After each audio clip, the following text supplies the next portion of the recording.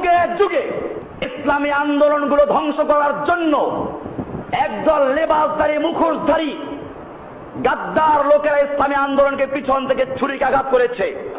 এই চরমনাই পীর যুগে যুগে বাংলার জমিনে যতবারই ওলামাকে একত্র হয়েছে, আন্দোলন করেছে, তাদের পিছন থেকে ছুরি মেরে ইসলামকে ধ্বংস করেছে।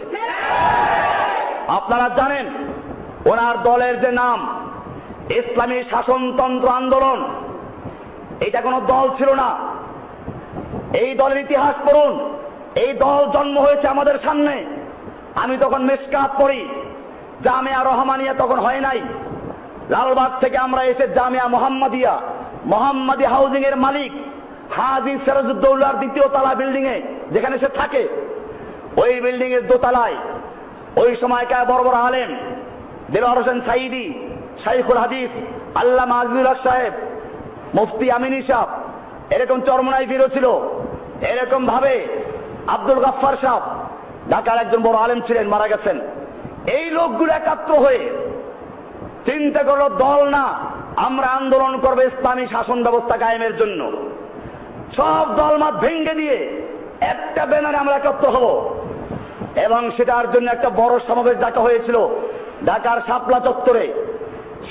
সেই সমাবেশের মাইকে আমি নিজে করেছি।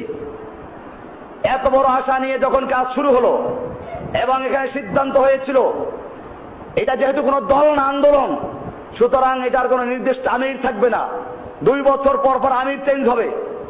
এরকম প্রথম আমির হলেন এদেশের আলেমদের উস্তাদ শাইখুল হাদিস আল্লামা আজিজুল হক সাহেব রাহিমাহুল্লাহ।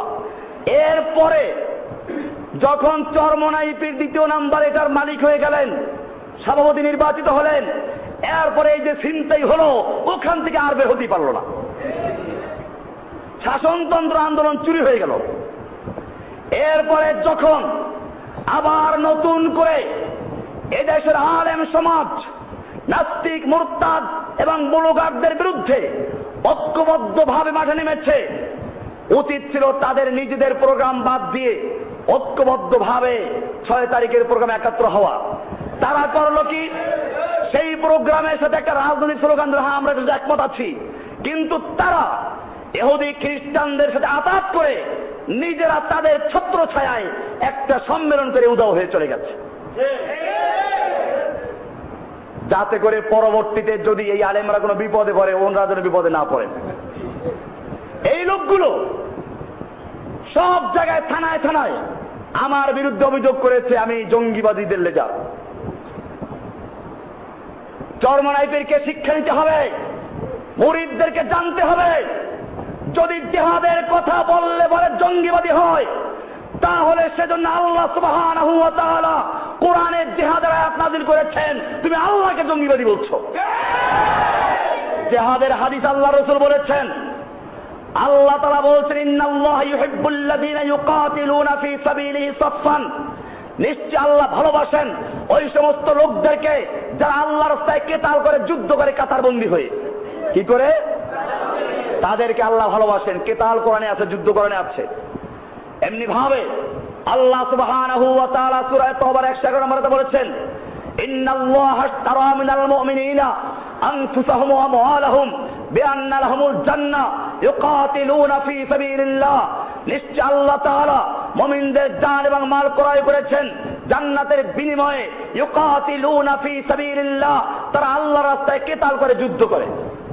আল্লাহর কাছে বিকৃত মাল হস্তান্তর করবে কেমনে সেটা আল্লাহ বলে দিয়েছেন। ইউকাতিলুনা ফী সাবিলিল্লাহি, তারা আল্লাহর রাস্তায় কিতাল করে, যুদ্ধ করে। ফায়াকতুলুনা ওয়া ইউকতালুন, তারা মারে আর মরে। মারে আগে, তারপরে বোঝা গেল খালি হাতে যাওয়া যাবে না।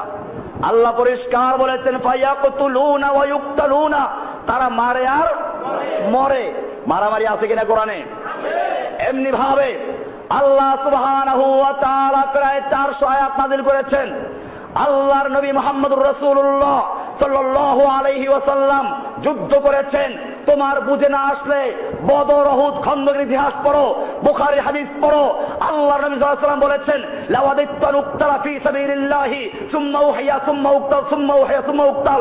আমার মনে চায় আমি আল্লাহর রাস্তায় যুদ্ধ করি, আবার শহীদ হই, আবার যুদ্ধ করি, আবার শহীদ হই, আবার যুদ্ধ করি, আবার শহীদ হই। সুতরাং যদি কোরআনের কথা বলা, হাদিসের কথা বলা, জিহাদের কথা বলার কারণে জঙ্গিবাদী হয়, তাহলে ইনশাআল্লাহ আমি সে জঙ্গিবাদী হতে পারি, মৌলবাদী হতে পারি, কিন্তু যারা বিরোধিতা করে তারা আল্লাহর দুশমন, রাসূলের দুশমন।